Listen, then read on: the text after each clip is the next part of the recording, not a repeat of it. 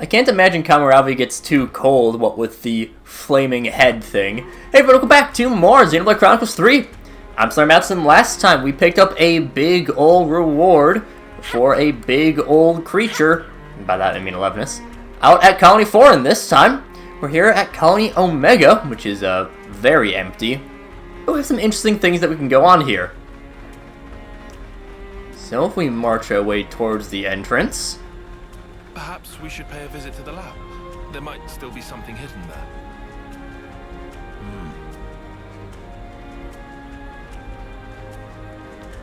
So in order to have this, you must have someone at the Flash Fencer level 10, and someone with Seraph level 10.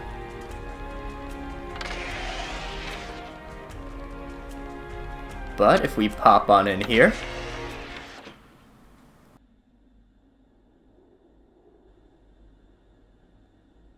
What is this place? And is that a cradle?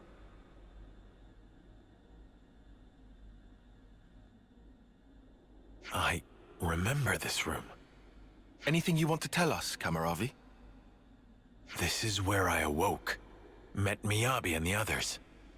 So that means that cradle is... It is no simple cradle. Fitted inside is a device which matures a life to a state close to homecoming. That makes sense. So that's what Y used when reviving Mwamba and the others. Kamaravi, is that cradle still usable? The installation works, just barely. Why do you ask such a thing? Ethel, you're not thinking... Our enemies are supernatural beings. Monsters who use human lives for fodder.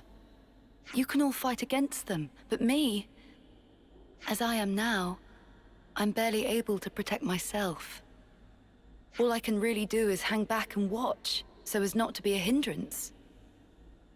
But, suppose I was to use this cradle... Ethel, you don't have anything to prove. As far as the choices available to you go, you could also return to the city and live a peaceful life. And yet you're saying you want to throw your body back under war's grindstone and spend your life fighting.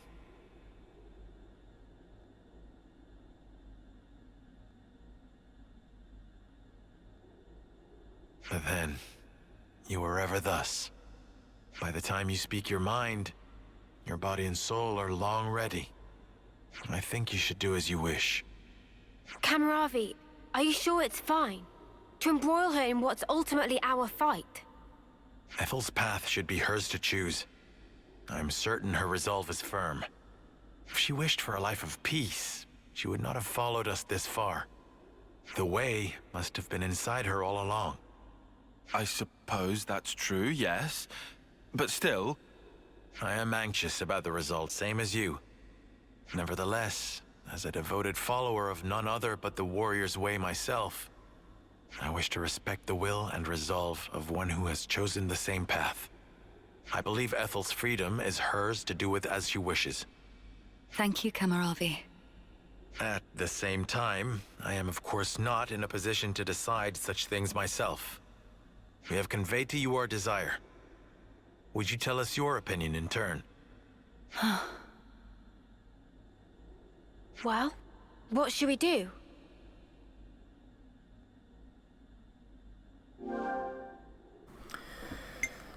Well, I mean, I personally think that logically we would say no because, you know, war never changes and whatnot. But for the gameplay purposes, yeah.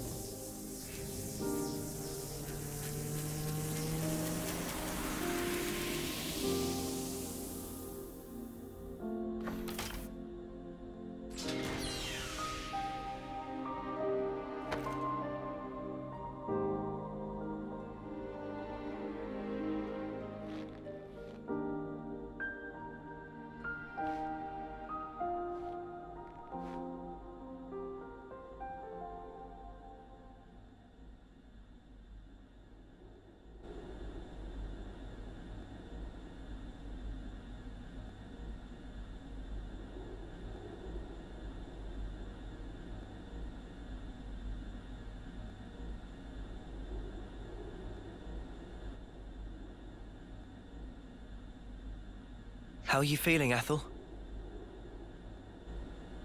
Oh, never better. I mean that literally. It's as though new strength is welling up inside of me. This way I'll be able to fight by your side too. You have my thanks. Huh. What's wrong, Kamaravi? Silvercoat. Oh, Silvercoat? What does that mean?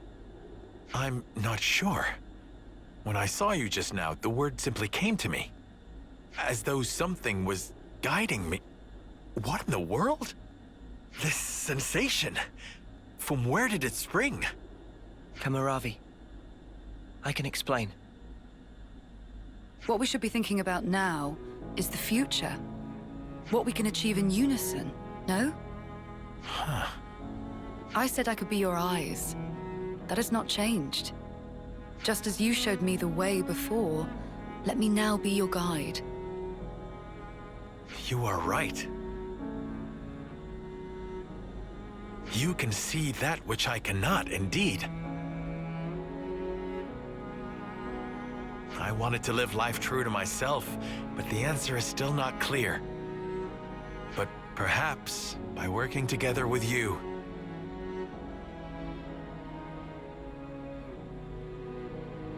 Let's search for the answer hand in hand, Kamaravi. With unity between us, nothing can be impossible.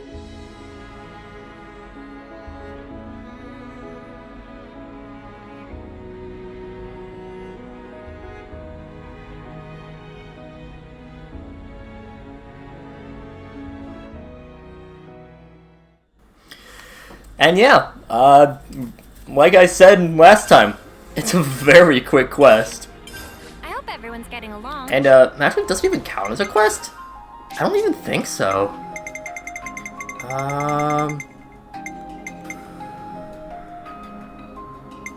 No, I don't think so, actually. Unless this was it. This might have been. No, that's... You know, it's... Like I said, it's a very weird quest because it's not even really a quest. Yeah. Just like that, that gets us Seraph and Flash Fencer up to level 20. So, welcome back to these classes, guys. We have a long way to go for those. But, yeah, again, very weird because it is literally just that. About 5 minutes, like I said. So let's just quick go over what the classes are about. We'll start off with the Flash Fencer. At level 20, its multipliers are 0.75 HP, 1.1 attack, 0.25 healing, 1.2 dex, 1.1 agility, 15 physical defense, and 15 ether defense. As for its skills, first move wins will do extra damage for the first 30 seconds in battle, goes from 30 to 35, 40, 45, and 50. Fighting Instinct boosts the damage dealt with each use of a talent art. This will, of course, as with a lot of buffs, max up at 200. So for each talent art, you'll get 25, 30, 35, 40, and finally 50% of that damage dealt buff. Critical Strike, just straight up boosts your crit damage.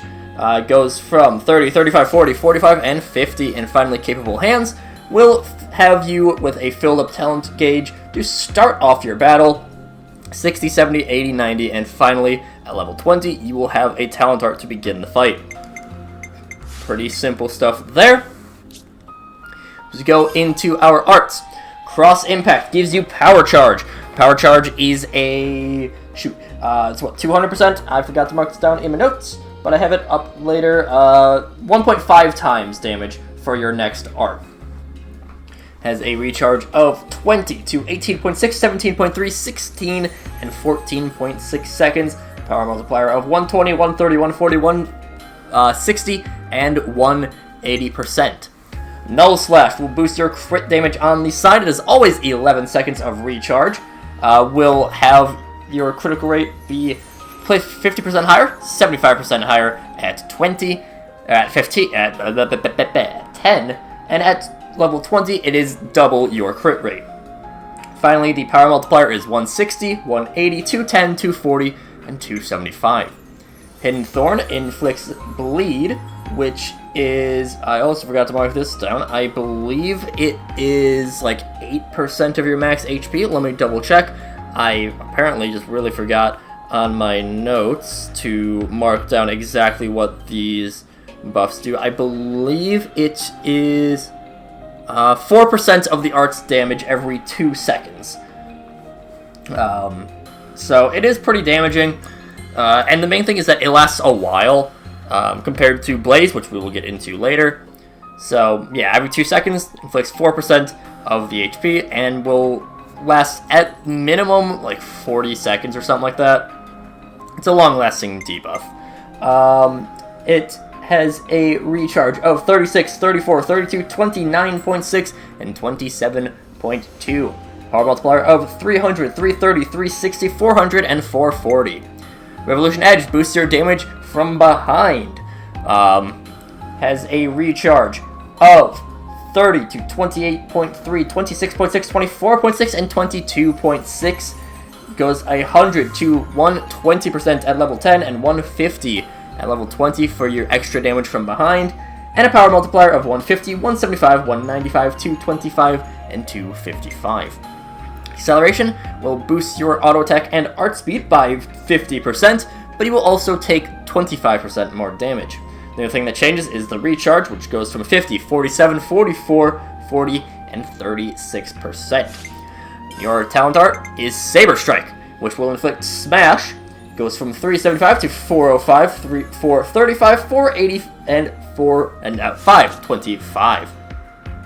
As for Ethel, her unique arts, she has Swallowtail. Swallowtail replaces Revolution Edge and is 4 hits compared to 1. Silver Cyclone replaces Null Slash and is 5 hits compared to 1 and is not an AoE. And Million Flash replaces Hidden Thorn and is 6 hits compared to 2. No other changes. By the way, Hidden Thorn will inflict bleed on the 2nd hit. Million Flash inflicts it on the 6th hit. So it's always the final hit. She has 25 TP, a chain effect of the 50% attacker bonus, so normally the attacker bonus is 25%, Ethel is 50. And her train order is Wintry End, which increases the damage ratio and grants crit rate up, which is 25% extra crit rate. Flash Fencer is a pretty simple class. It hits hard, and again, it's nothing special. It inflicts bleed pretty well, does a lot of damage, wants to spam talent arts, and is good for either really short battles or really long battles. Short battles take advantage of first move wins, long battles take advantage of, I forget the arts, the skills names, take advantage of fighting instinct. First move win, it's also good for grinding, so again, those short fights, if you need materials, put on Flash Fencer, first move wins, you have a lot of damage extra. Power Charge is really good, it's one of the best buffs in the game that you can normally get. 1.5 times damage on your next art is really good. Again, the effects of Flash Fencer are pretty generic but useful. It's very similar to one of those starter classes where it doesn't do all too much impressive, but it's not a very special class, it's not a flashy class. Inflicts Smash, inflicts Bleed, gives you Power Charge. You want to spam your talent art. It's a pretty simple class, but still a pretty good one. And of course, this does mean that we have Ethel back with us. Lots of things for her to unlock. Moving now on to the Seraph, because you unlock both at the same time. Let me scroll down to my notes on the Seraph. The Seraph's class multipliers at level 20 are 0.8 HP, 1.3 attack, 0.15 heal, 100% dex, so it's 1 dex, 0.85 agility, 20 physical defense, and 10 ether defense. Your skills are Beast Mode for grant Awakening when damage taken exceeds max HP. I have it just marked down as when you're below certain health, which might actually be a little bit incorrect, but oh well. So at 55, 60, 65, 70, and finally 75% of your remaining health, you get Awakening. Got the Guts boosts damage for when you're below a certain HP threshold. It goes from 60 to 70, 80, 90, and finally double damage. At level 15, it goes to 85% health as your threshold. Normally it is 80. Greatest Warrior boosts your damage for every enemy in battle. Again, that max of 200. It is 25, 27, 30, 30, and 35% extra damage per enemy in battle. And Universal Annihilation is extra damage to toppled and launched enemies by 50, 75, 100, 125, and 150%.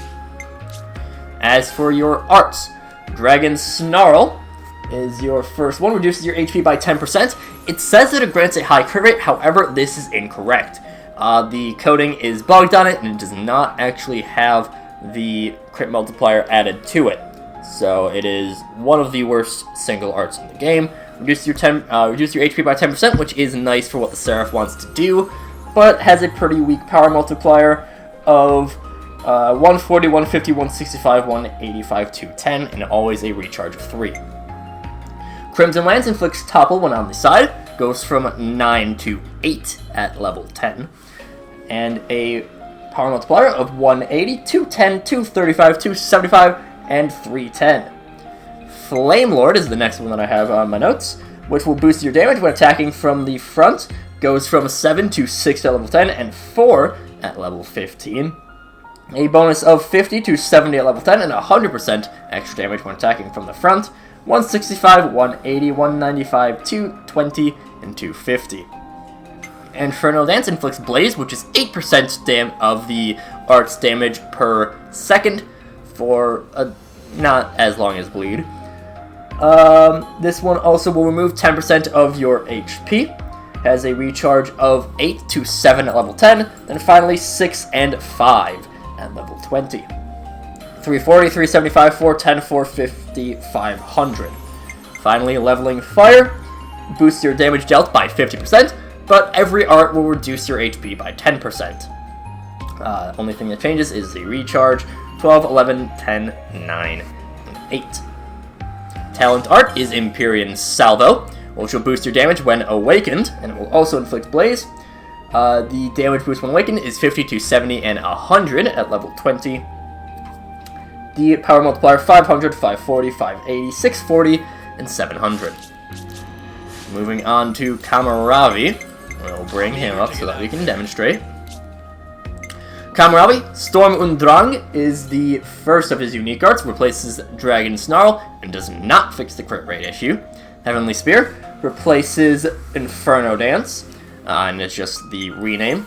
Searing Fury replaces Flame Lord, and is an entirely new art. Gives him fast recharge, has a recharge, which boosts your recharge rate by 20%. Recharge of 6 to 4.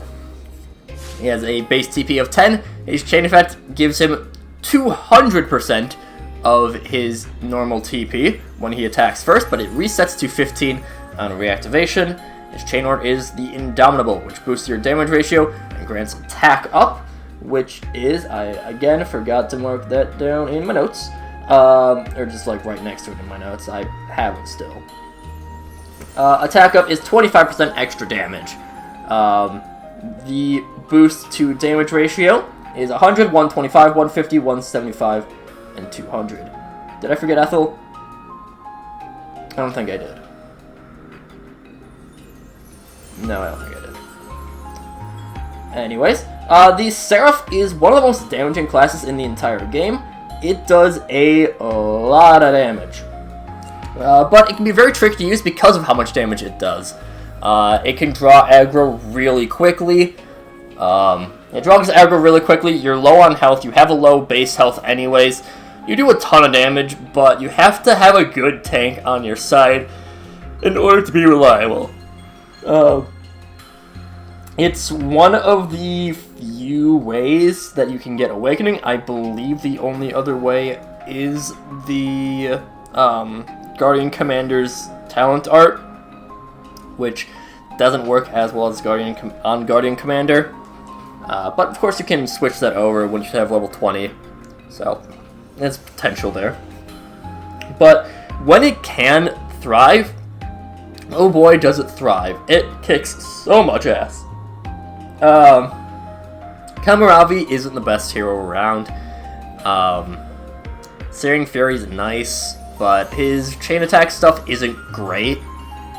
So, yeah, the Seraph does a ton of damage, but you do have to be very careful with it. It is a glass cannon. If it gets aggro, it will die very quickly. But if not, you're pretty set. But yeah, that is literally it for this time. Nothing more really to do. So, with the mysteries of Colony Omega settled, and with Ethel back on our team, that'll do it for this time. And next time, I don't know what we'll do. Something, probably. But until then, see you guys later.